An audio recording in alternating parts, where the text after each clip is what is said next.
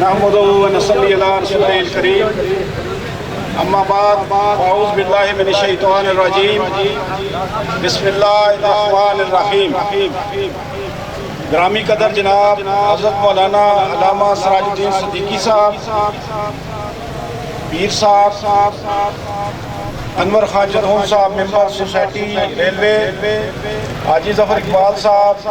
سابق چیئرمین زکوٰۃ committee dog چراغ دین، میرے انتہائی قابل احترام بزرگوں، دوستوں، بھائیوں، السلام علیکم۔ انتہائی اس دکھ کی گھڑی میں یہ سمجھتا ہوں کہ آج اللہ تعالیٰ نے ہمارے اوپر یہ انعام اور اکرام یہ کیا کہ اس کے قرآن کو تو کافروں نے اپنا شاید یہ اجر اور ثواب سمجھ کے نظر آتش کیا، اور عین اس وقت جب عید کا اجتماع ہو رہا تھا مسجد کے سامنے سرکاری سرپرستی میں، ہم شدید ترین الفاظ میں اس کی مذمت کرتے ہیں۔ میں ایک بات آپ سے عرض کروں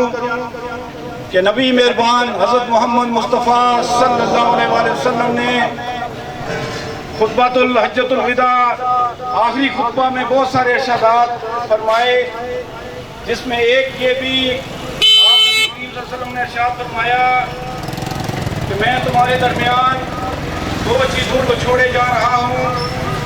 ایک اللہ رب العالمین کی کتاب ہے اور دوسری میری سنت ہے۔ آپ یہ جائزہ لیجئے کہ نبی مہربان صلی اللہ علیہ وسلم نے یہ نہیں کہا کہ کسی ایک چیز کو پکڑ لینا تو تم کامیاب ہو جاؤ گے۔ آپ صلی اللہ علیہ وسلم نے ارشاد فرمایا کہ جب تک تم تو ان دونوں چیزوں کو تھامے رکھو گے تو کامیاب اور کامران ٹھہرو گے، اور اگر خدا نخواستہ کسی ایک چیز سے آپ کی نظر کم ہوئی تو تباہی اور بربادی ہو جائے گی۔ میں یہ سمجھتا ہوں کہ امت مسلمہ آج یہ چیز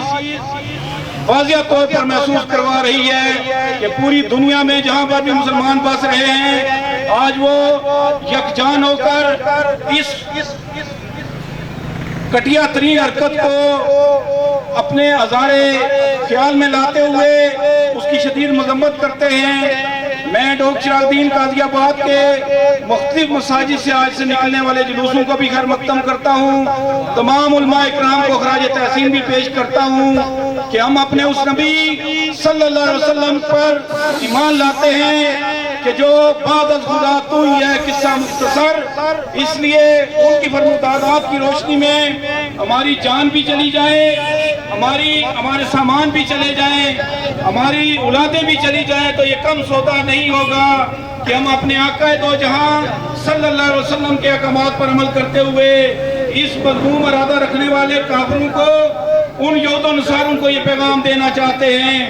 کہ آپ جتنے مرضی یہ ایسی حرکات کرتے رہو، ہمارے ہاں انشاءاللہ مسلمانوں کے سینوں میں قرآن قائم دائم ہے، اور تا قیامت کی رہنے والی کتاب ان سینوں میں محفوظ رہے گی۔ یہ اللہ اور اس کے پیارے حبیب صلی اللہ علیہ وسلم کا وعدہ ہے۔ آخری بات میں غوث راج صاحب نے مسجد میں یہ بات کر دی کہ ہم مطالبہ ان سے نہیں کرتے، ہمارے یہ حکمران ہیں، ہم اتنی گزارش ضرور کریں گے کہ یار اتنی شرم تو آپ کر لو کہ اگر ان کا کوئی فون آتا ہے تو آپ کو فون نہ سنیں، اگر ان کا کوئی جہاز یہاں لینڈ کرتا ہے تو اس کو لینڈ نہ ہونے دیں، اور اگر یہاں کوئی یہود و نصارہ کا ایسا بدبخت یہاں ٹھہرتا ہے تو اس کو کم از کم یہاں سے نکالنے کا تو کردار ادا کریں۔ ہم آپ سے یہ توقع رکھتے ہیں کہ آپ ہماری اس گزارش کو سنیں گے اور اس پر عمل کریں گے۔ ہم آپ کو یہ یقین دلاتے ہیں کہ آپ جنگ کریں، آپ جانوں کے نذرانے ہم سے مانگیں، انشاءاللہ آپ سے پہلے ہم آگے کھڑے ہوں گے۔ یہ ہمارا ایمان ہے، اور اسی لیے ہم زندہ ہیں اس دھرتی پر کہ یا اللہ تو ہمیں اپنے راستے میں قبول کر لے، اور جو نبی مہربان صلی اللہ علیہ وسلم نے ہمیں خوشخبریاں سنائی کہ وہاں جنت آپ کا انتظار کر رہی ہے، ہم اس حصول جنت کے لیے کوشش کرتے رہیں گے۔ وما علینا الا البلاغ۔ الحمدللہ رب العالمین والصلاة والسلام علی رسولہ سید الانبیاء والمرسلین۔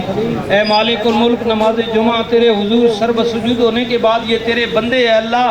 تیری مقدس لا ریب واحد کتاب قرآن کریم، جس میں قیامت تک کوئی شک نہیں کیا جا سکتا، جو شک کرے وہ کافر ہے، وہ مشرک ہے، مرتد ہے، بے ایمان ہے۔ اے اللہ اس کی حرمت کے لیے، اس قرآن کو پڑھنے، غور و فکر اور اس پر عمل کے لیے، اے اللہ یہ اظہار یکجہتی کے لیے، اے اللہ تیری کلام کے ساتھ باہر نکلے ہیں روڈ پر۔ اے مالک تو دلوں کے بھید جانتا ہے، صرف اس لیے کہ غیروں